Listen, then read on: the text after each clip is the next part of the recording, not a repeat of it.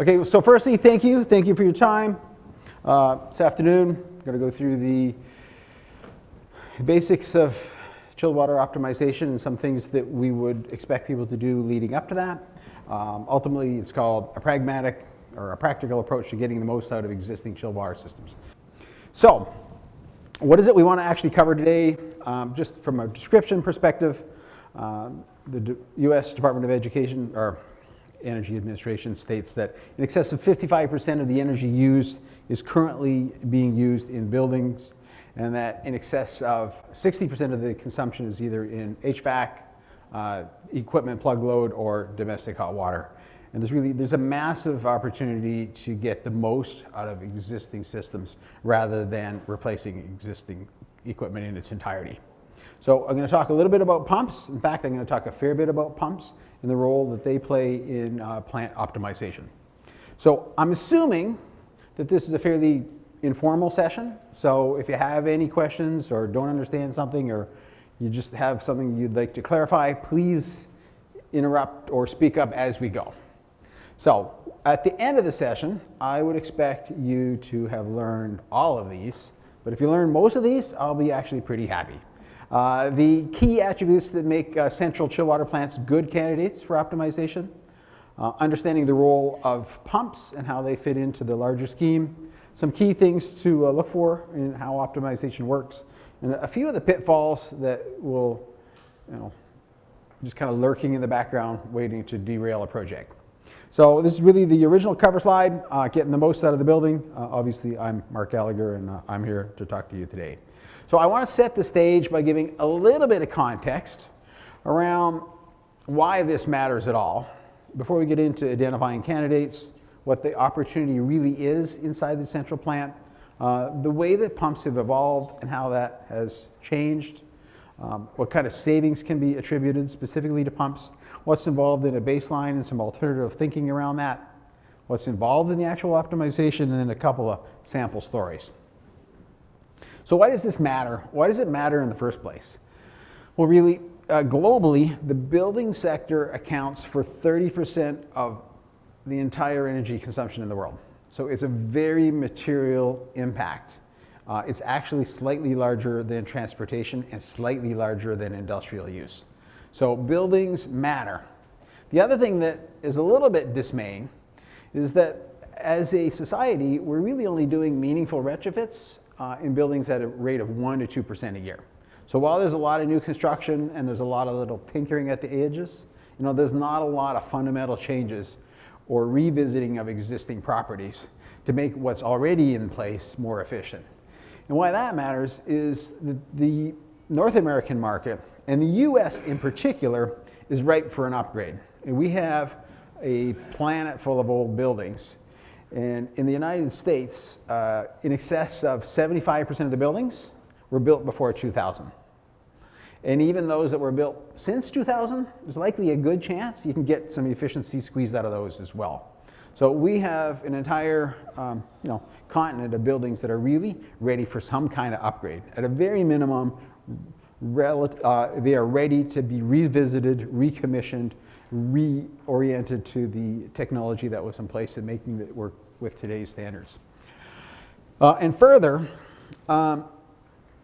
speaking about HVAC in particular accounts for about 40%. Different sources will give you different numbers, but most sources agree that the HVAC comprises about 40% of the aggregate consumption in the building.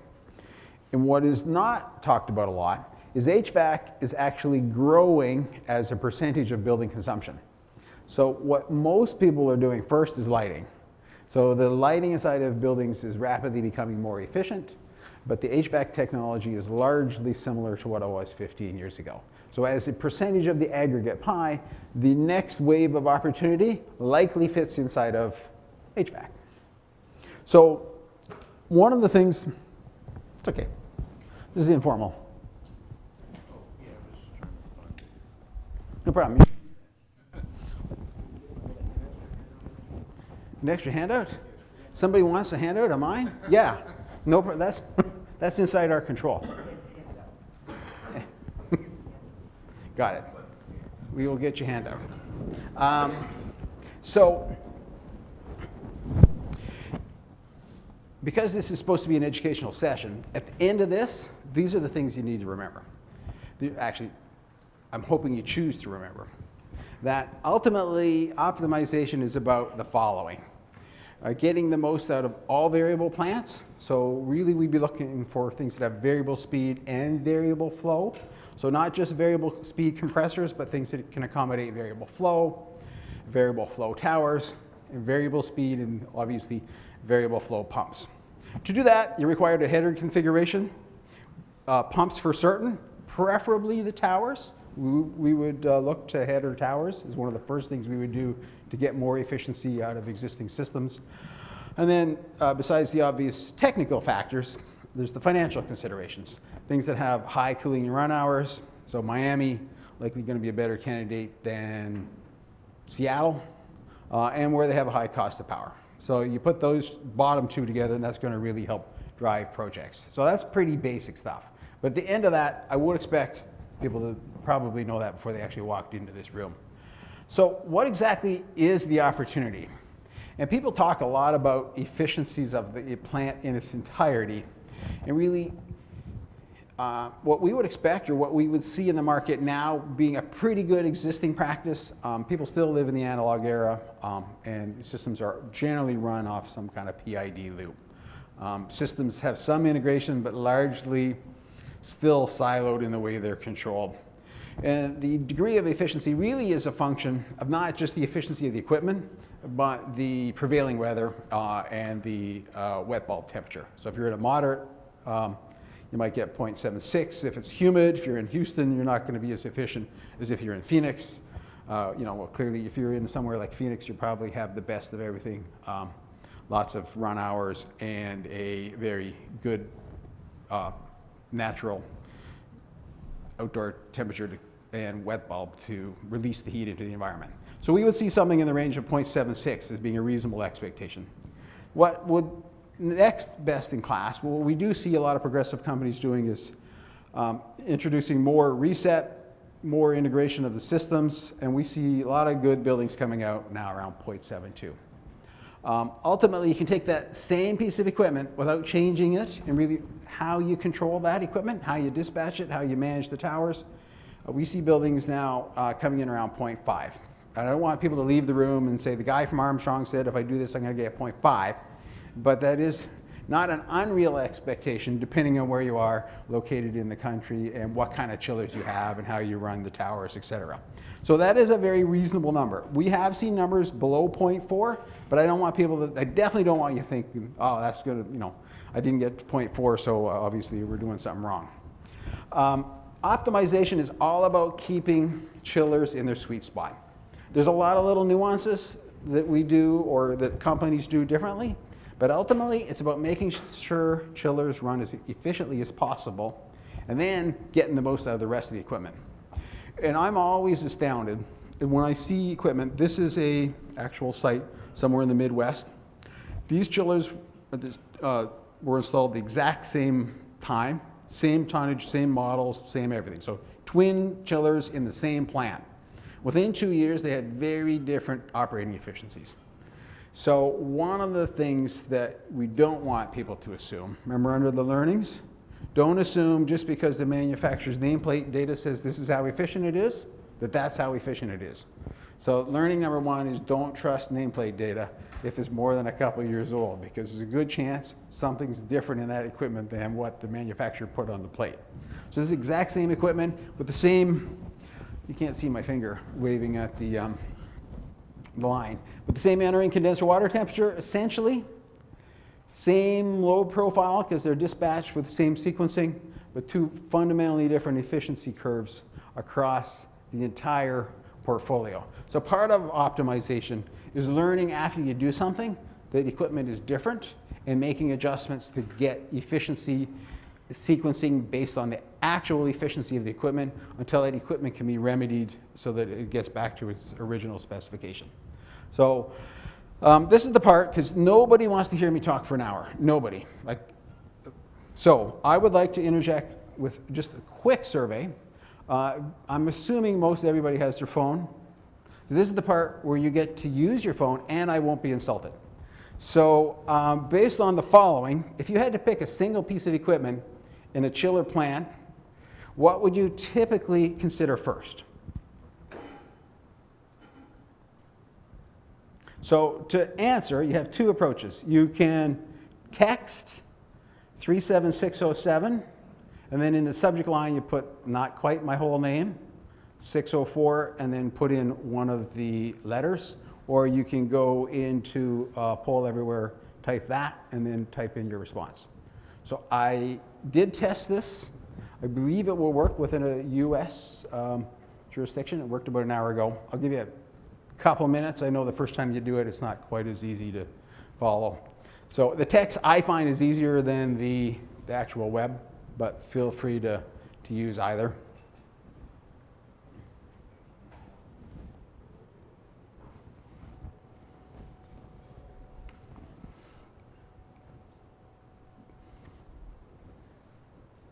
Nice. Somebody.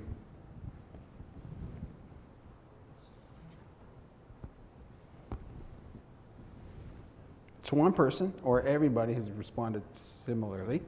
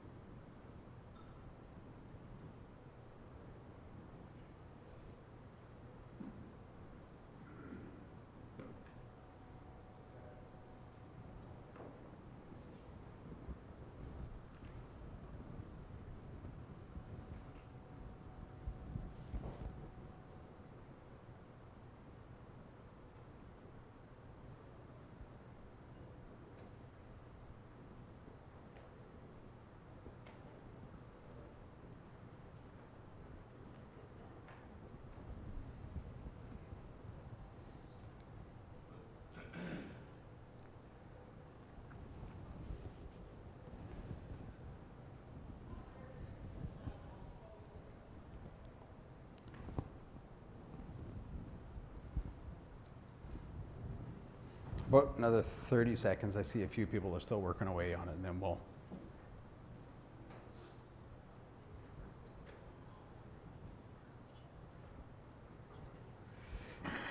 If the group was collectively under 30, then we would all been done by now.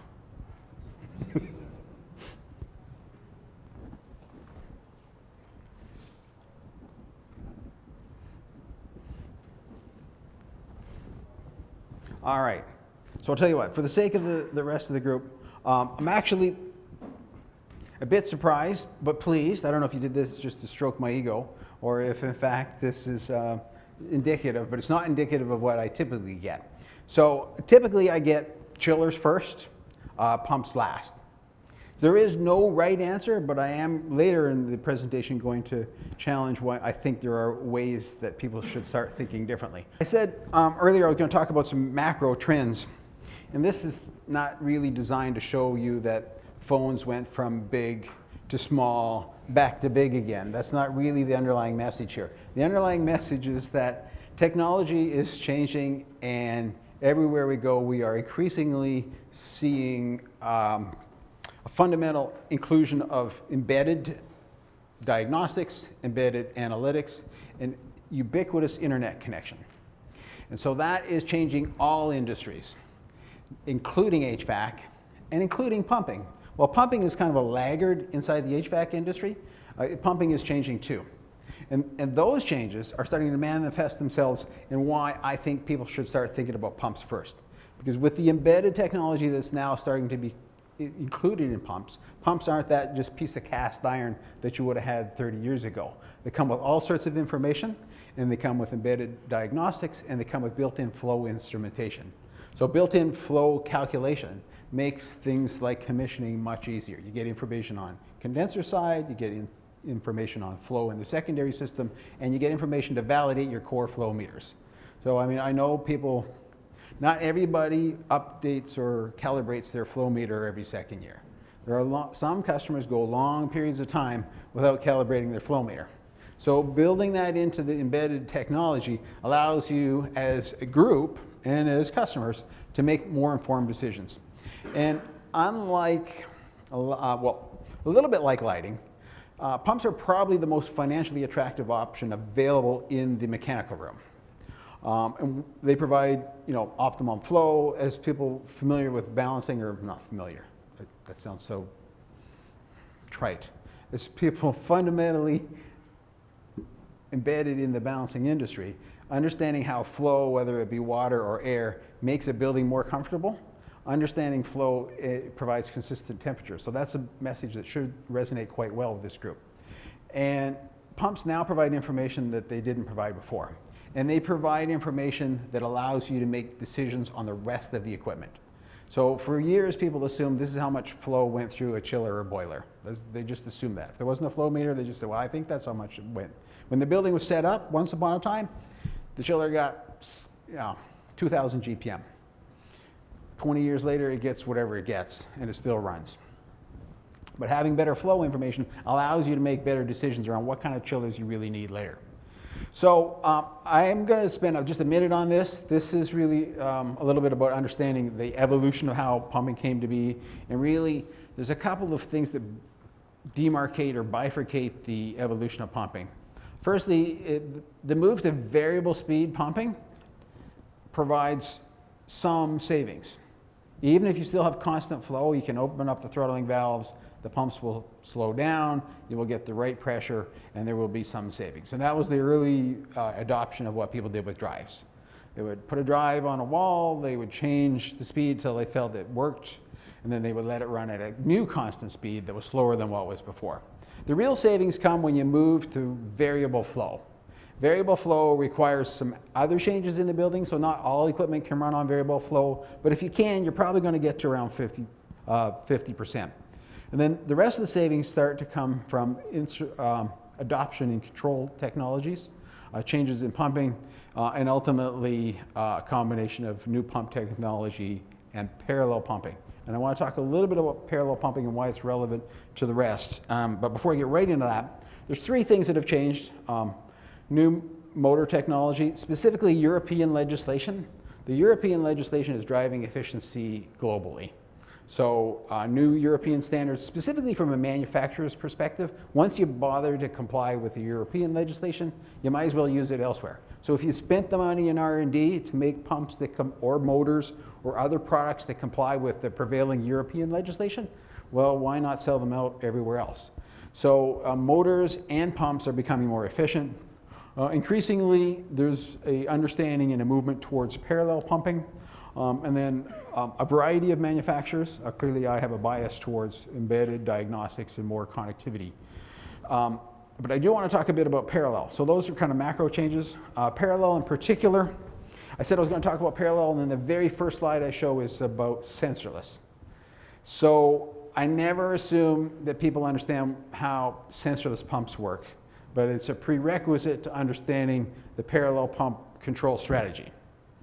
So how many people, I don't have one of those fancy clickers. How many people in the room feel that they're reasonably well acquainted with how sensorless technology works inside pumps? So some, which is good. That's encouraging. So the way sensorless control is not a new technology. It's just new-ish to North America. It was first introduced in 2002 in the UK in particular, and brought to North America around 2007. It's still a minority of what we sell, specifically in the United States. In fact, of all the major countries, the United States has the lowest adoption of advanced building controls that I've worked in. That's just an observation, not a reflection of anything else. But it does happen to be my observation. So essentially, sensorless technology, for every pump that's produced, there's a corresponding head and flow for every speed and power setting. So whenever you have a speed and power reading, there is a corresponding flow and head going on in that pump. So what manufacturers do, we pioneered this in 2002, but certainly not unique to us, is you test the pump before it leaves the factory. So you test it across enough points, somewhere around 24, to be able to interpolate the curve and how it's going to act in the field. So we collect speed and power off the drive, and then we're able, with a high degree of accuracy, somewhere less than 5%, somewhere up around 98, or less than 95 to 98%, depending on the slope of the curve, accuracy of how that pump's going to behave in the field. So from that, we use that information to calculate and display flow. And over time, that doesn't change. So the pump will act much like as if it's being controlled by a DP sensor.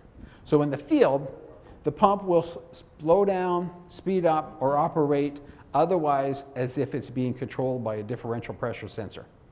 So as the speed and power change, you set the pump configuration to constant flow, constant pressure, or you can set it to a minimum head with a control operating range, and it will ride its curve and control itself based on the readings that it infers and interpolates the rest of the data.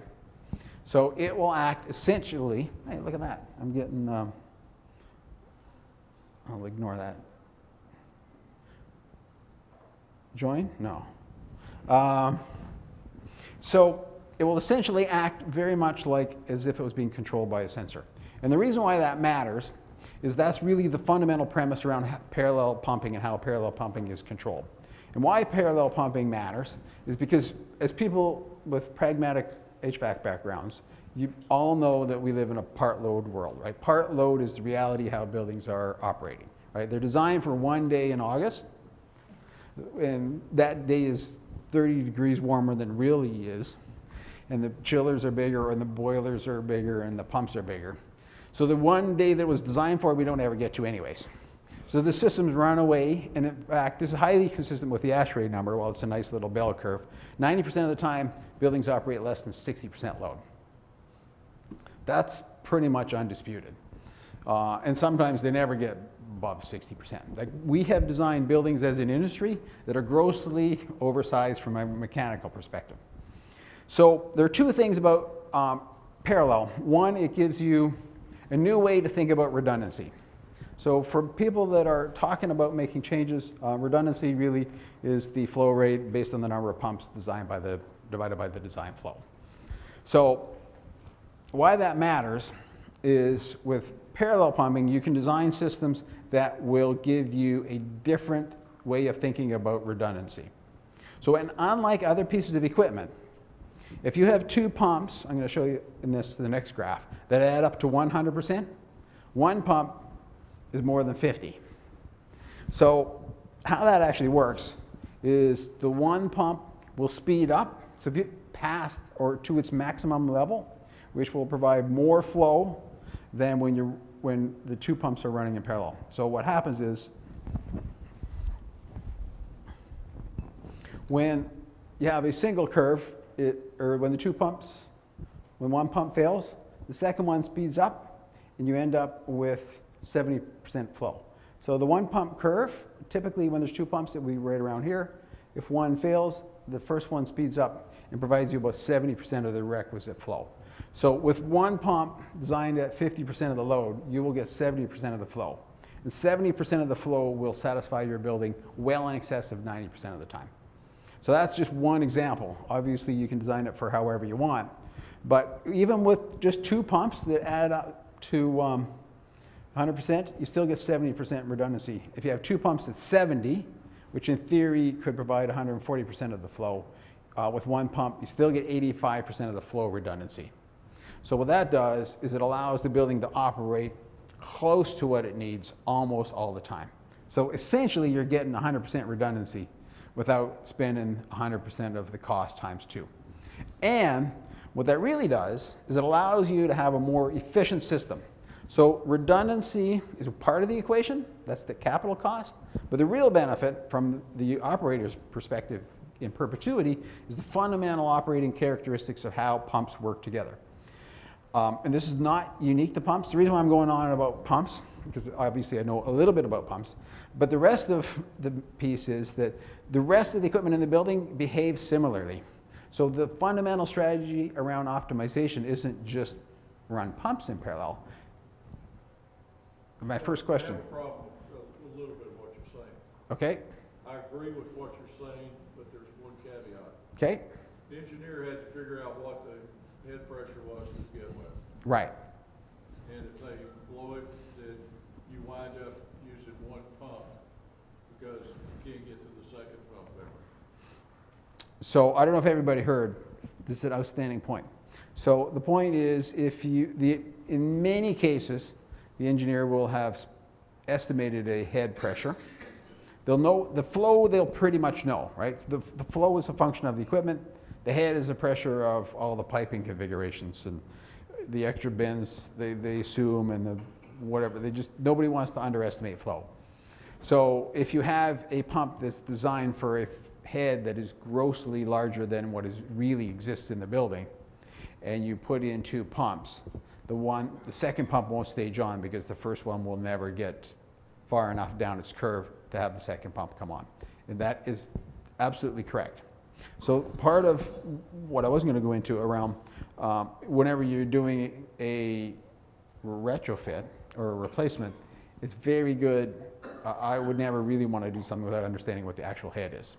So this guy, actually I should probably have you give a little bit more explanation because it's very bang on. Part of the caveat is understanding head in the building at design and what it is operating at part load. So when you resize equipment, part load head will allow you to operate in better parallel, and it will allow you to have smaller equipment and provide better flow and more stable flow. It eliminates short cycling. It boils down to the engineer who never did do the calculation for the system. Well, I'm not going to say never. It's certainly not always. You have one that the pump curve is actually exceeding to the far right of the curve and it's Yeah. off the curve. Yes. That's you don't know, that's outlaw law.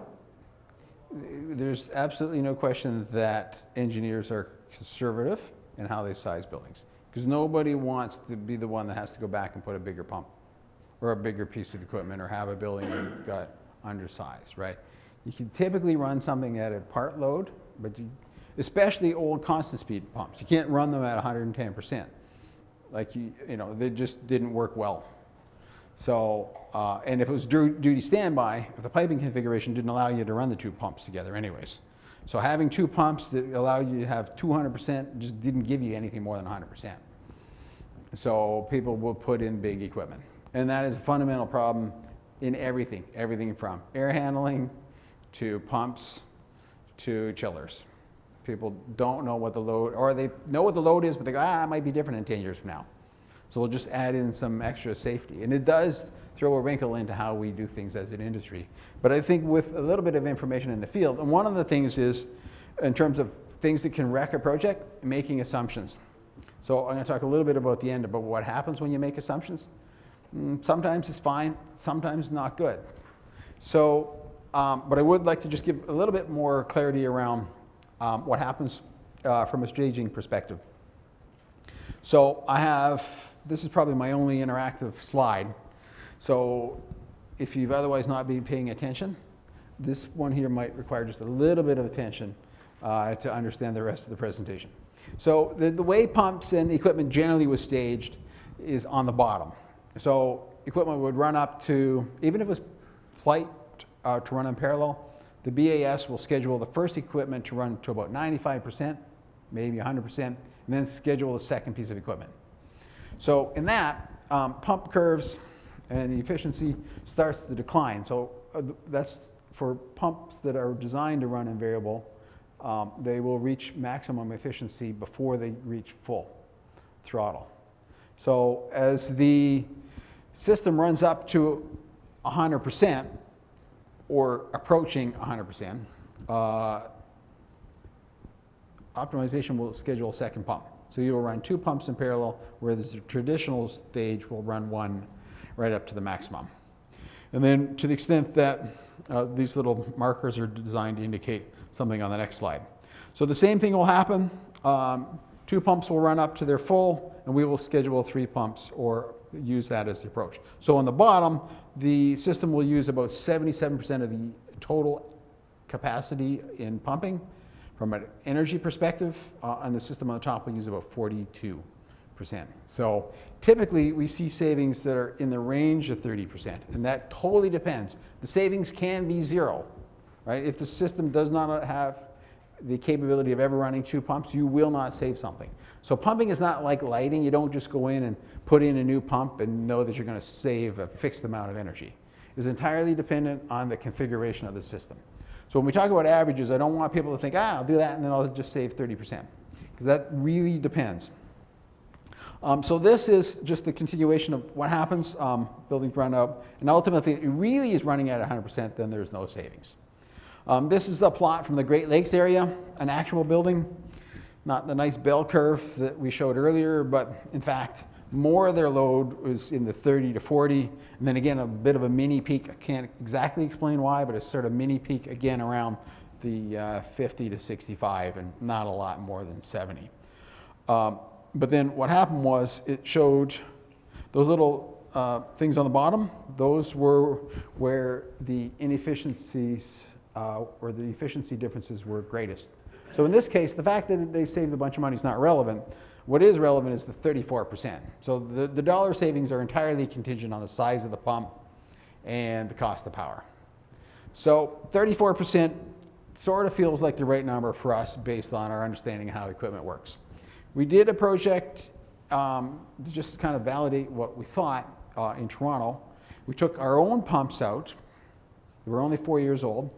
Put new pumps in to run them in parallel. So there's a little bit of efficiency improvement in the actual equipment, but not really. Mostly this was from running parallel pumping in a hotel downtown. And we realized, or they realized, 40%, which kind of validated our 30 to 34%.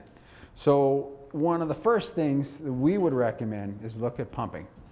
And I was actually pleased to see that people thought that pumping might be a good place to start. So in terms of going from pumping, so I've been talking about pumping, but really establishing the entire baseline and avoiding the kind of assumptions that we just talked about is critical. So establishing the baseline over the entire operating portfolio is very important, because the efficiencies may be fundamentally different at one load percentage than they will be at the other. So this is the same plant that I showed earlier, and you can see there's a dramatic difference regardless of what the wet bulb is across the top. The efficiency is largely a function of load. It's more driven by load than it is wet bulb at this particular plant. So, and as they get up around 45%, they get increasingly efficient, which is means if you see this is a full year's worth of data. 0 time over 45% load. So that kind of gets you to the point of how big these plants really are relative to what they need to be. So the next interactive question, the last one, is as a group of people that are highly familiar and well educated in plants, of the following pieces of information, which would you likely leave out? Normally, I would think we were going to want kilowatt draw by equipment, equipment speed, run hours, flow, supply, return temperature, entering condenser water temperature, leaving condenser temp, outdoor air, and humidity. So if you were gathering information on the right, which of those would you not collect data from?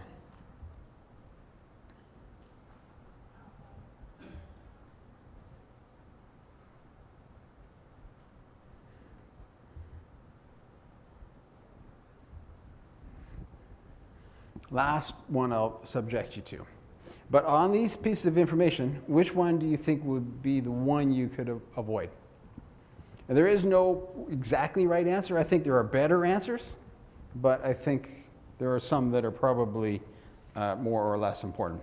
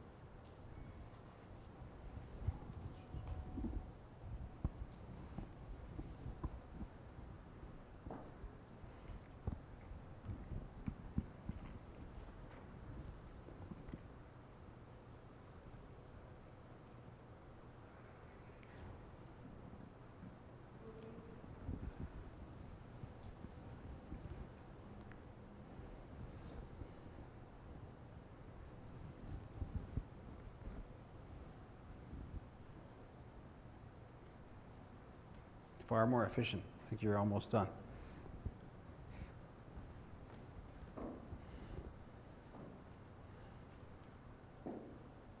So intuitively, I would be inclined to agree with the vast majority. I would probably leave humidity out, followed by equipment speed.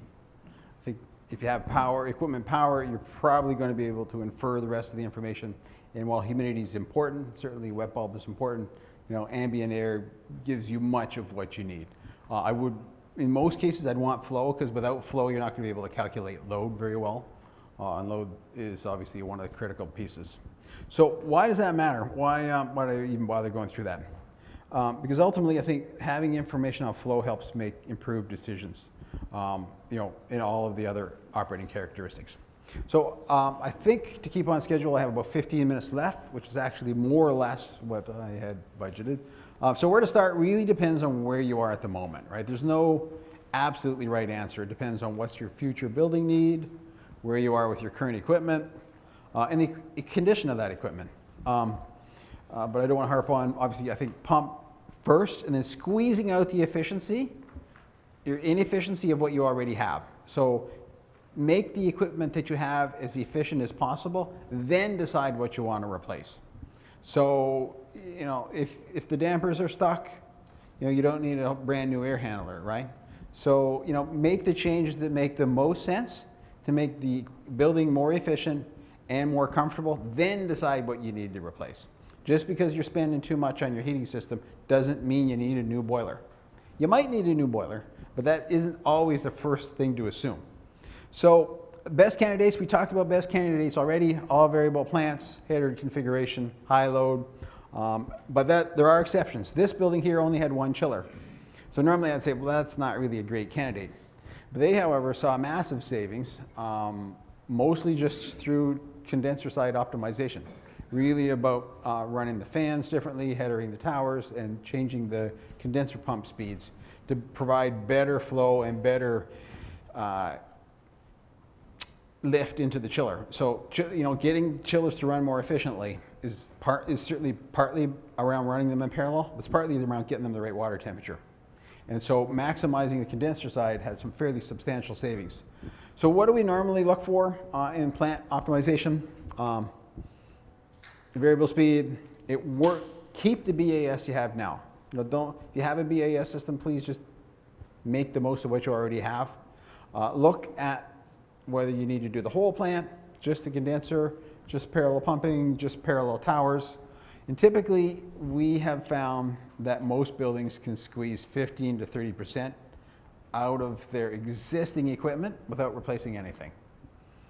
That's just kind of the inherent inefficiencies that exist now by the way equipment is operated. So it doesn't really matter what you have. Rethinking how you run that equipment, in many cases, will give savings in that zone. So that's actually highly consistent with a landmark study that was done by Pacific Northwest Labs, where they also found that by utilizing proper controls and recommissioning buildings provided savings up to 30%, with 25% being the average of existing buildings. And they did that landmark study over 15 years with over 100 buildings. So they did it in 2002, 2005, 2009, and 2014. And every time they did it, the savings got higher, or their conclusion around the savings got higher. So by squeezing out inefficiencies, just basically through sequencing, we typically see savings or paybacks of less than 3 years. So really, optimization is about taking what you already have and changing control sequences so that equipment runs better, whether that be running in parallel or whether you dispatch different pieces of equipment, because it's all about the marginal efficiency of that piece of equipment relative to its peer equipment inside the plant. So if it's more efficient to speed up a fan than to slow down or speed up a pump, you know, the control algorithm will dictate for you whether you should run more or less fan speed, or whether you should slow or speed down the pumps, and whether or not you should run the chiller harder. So typically, whatever you can do to make the chillers happier will make the rest of the system more efficient. But that's not always true, but that's an underlying assumption. So really, what the automation system we would expect it to continue to do, it will continue to run the equipment inside a safety zone range.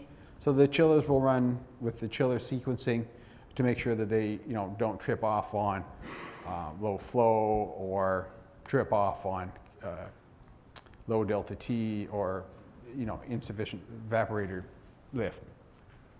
But the control algorithms will send instructions that the chiller or the BAS will use to sequence the rest of the equipment. So what is actually required to change in the BAS has to pick up less than 20 points. There will be fewer than 20 points that they will need to pick up. That will be operating instructions that will typically include fans, how many cooling cells to run, fan speed, how many condenser pumps to run, the condenser pump speed, how many chillers to run. The chillers will decide how to run themselves at the right speed, and how many and what speed of the primary pumps. So whether they would be run in parallel or not. And then ultimately, it's not a lot more complicated. Oh, shoot. I gave away with my next question. So can any of you guess, without looking at the arrow, when the optimization was turned on at this site? So this is one of the earlier sites that I know of. Happens to be a large data center in the Southwest US. For their non-disclosure, we agreed not to disclose who it is. But there was nothing different in that building other than the underlying control sequence of the optimization. So I kind of gave it away when we actually turned on the algorithm. But over the first year, which is the only year we fully monitor them, they saved about 31% of their energy in their central plant without any change in a single piece of equipment, based on how they sequenced the miscellaneous pieces of equipment in the plant before and after. And they had a very efficient plant. This is one of the more efficient plants I've seen. They ran around 0.48 over the entire year. So they had efficient equipment before. They were a bit skeptical, but it turned out fantastic. So in things, maybe not the best example, in my things to watch out for, here are a few things. And this is not unique to this project. Never believe what the customer says without going and checking it first. Right? Sometimes they think things that aren't actually right for their building or don't even exist in their building. So they might tell you they have a centrifugal chiller, but it's a screw chiller. So, or they might tell you that it's headered and it's not headered. Or they might tell you they have isolation valves, but they only have one isolation valve. And I have no idea what happened, how they ever put a system in that had one isolation valve on one pump and not the other pump. But I'm sure every person in this room has way more stories than I do, but don't believe what the client tells you until you get a chance to look at it. It's not because they're malicious or because they're ignorant, but because they often just don't know. So we've had projects that didn't go perfectly well. And the only people to blame are us in this because we didn't double check everything that they said. So we did a cooling tower optimization only to find out the cooling tower was shared with another building. So that didn't work as well as we thought. So, and we thought they would have known that, but we should have checked, maybe. So things like that. Lesson one, check. What they tell you is most of the time right, but it might not be. And if it's not right, you know who's going to, you're going to be to blame if, later something goes wrong because you didn't check. So this is an example of where we didn't do a perfect job. The baseline was never completed. And some of the assumptions were inaccurate. But the happy story is they didn't get close to where we thought they were going to be from a kilowatt per ton outcome.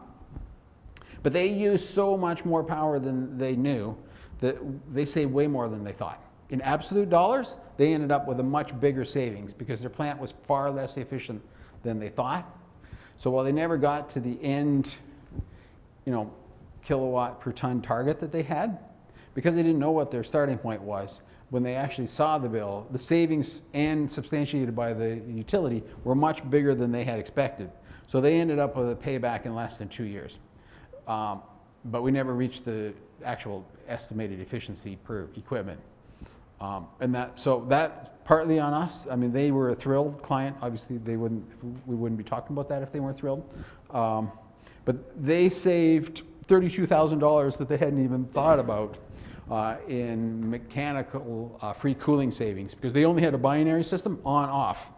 So as soon as it went to free cooling, everything came on maximum 100%. It was a binary function. Free cooling on. So if they needed 50 tons, they got everything in that building ran whatever.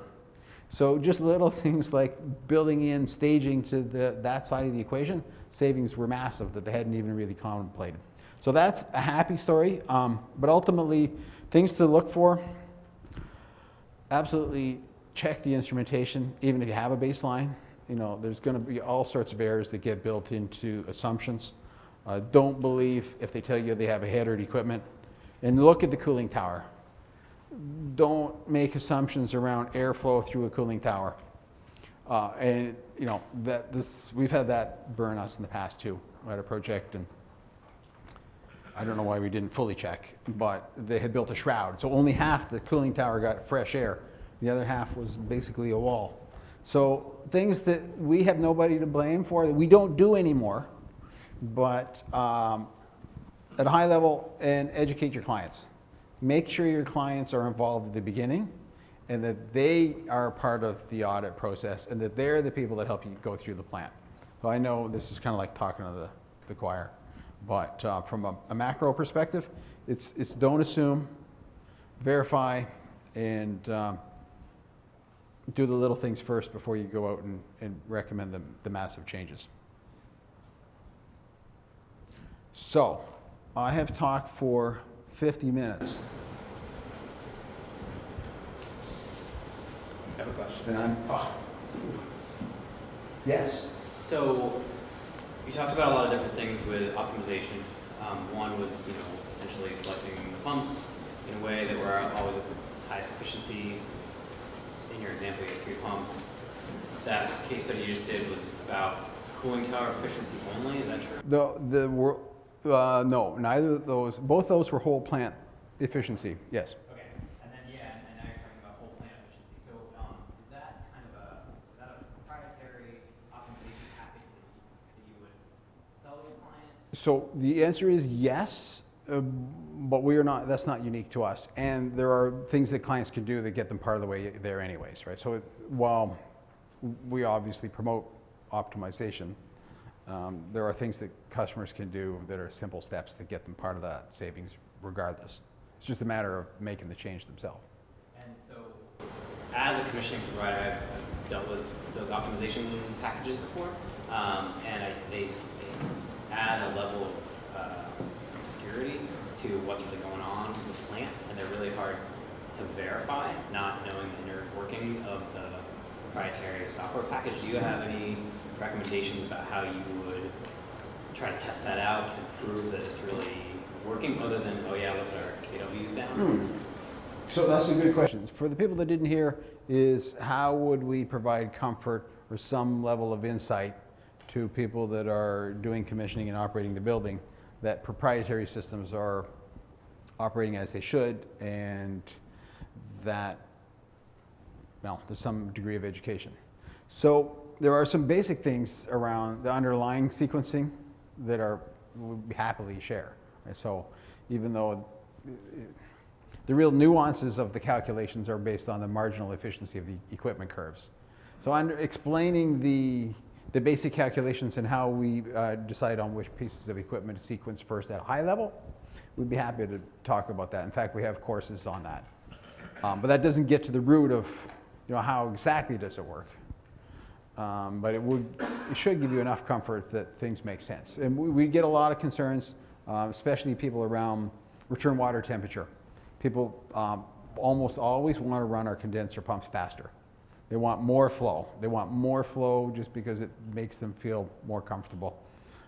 And one of the biggest barriers we see is some of the chiller technicians only want constant flow on condenser side.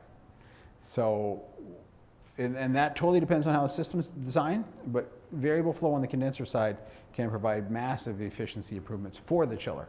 So there's a little bit of a re-education and a lot of discussion around that that would be required. So that's one of the obstacles that we have, is that other vendors say that this particular control mechanism doesn't make sense. So understanding, what kind of control and return water temperatures would be optimal for that chiller is a key piece of understanding of whether or not the system is working properly. I got a question. I had thought, just from at a building level, if coils are designed way too big and you overflow the coils, you have a real cold return. I thought the return water temperature had a big impact on the efficiency of the chillers. So the question was, that's actually not a question. Well, I'm just saying, we look at all the buildings on our campus, and we can see the return of chill water leaving the buildings, and some, there's a 5-degree delta T, and some there's a 12. We were always told that to try to go 10 to 12, returning back to the chiller. Is that not true? So a bigger delta T typically means you're getting more efficient use of the secondary system. Yes. The chillers their efficiency, I'm not a chiller expert, but the chiller efficiency is largely driven by the supply temperature. So the supply temperature will definitely drive the efficiency point of that chiller. And return temperature dictates how much refrigerant lift they need across the system. But returning temperature without a sufficient delta T just means that you're not getting enough heat use out in the system. So you could probably slow it down. But chillers are also, on the condenser side, highly subject to the return temperature or the entering condenser water temperature. So if they get a temperature that is too hot for them on the condenser side, they will definitely become less efficient. So every chiller manufacturer has a different range, and then they post their part load efficiency based on wet bulb and entering condenser water temperature.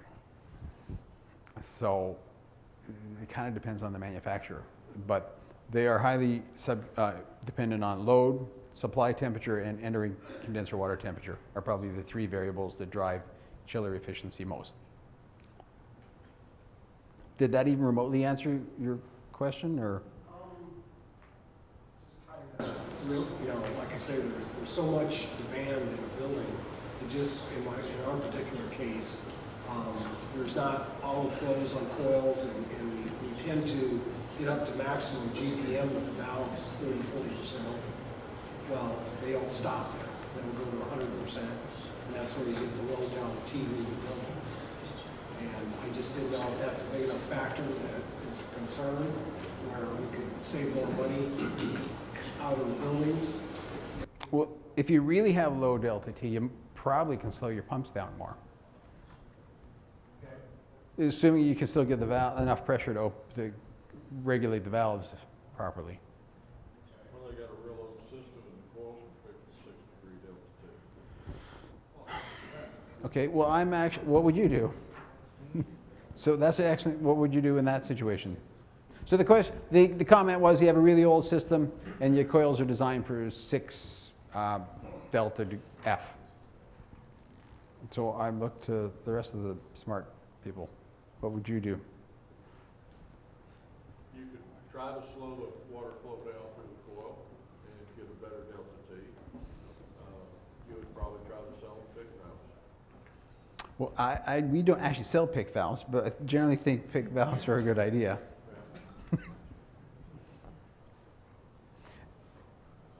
I mean, yeah, and if they have a 3-way valve system, there's only so much you can do anyways, right? So you got to know whether the system can accommodate, what extent they can accommodate variable flow anyways.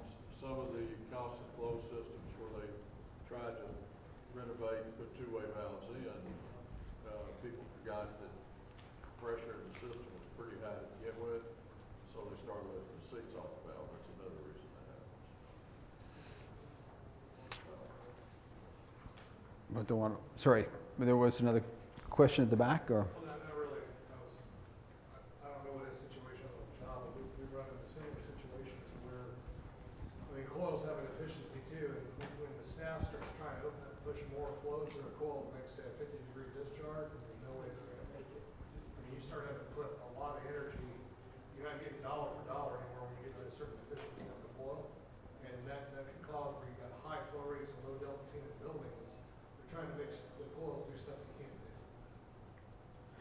start to throw a ton of water at a coil, and you're not really seeing a drop in the district. You get to a point where you start to plateau. So I don't know if everybody heard, but the point was that if there's too much flow, that the coils themselves can't operate properly, and that further contributes to a low delta T. And the same thing is true for too much pressure. You know, the valves don't valves control flow, pumps don't control flow, valves do. Pumps provide pressure and valves control flow.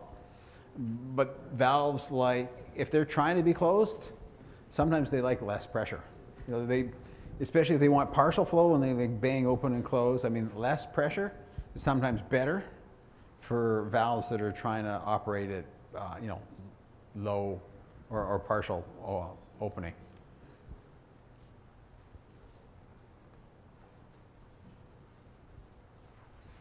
All right. Thank you very much for your time. Thank you, Mark. Enjoy the rest of the conference.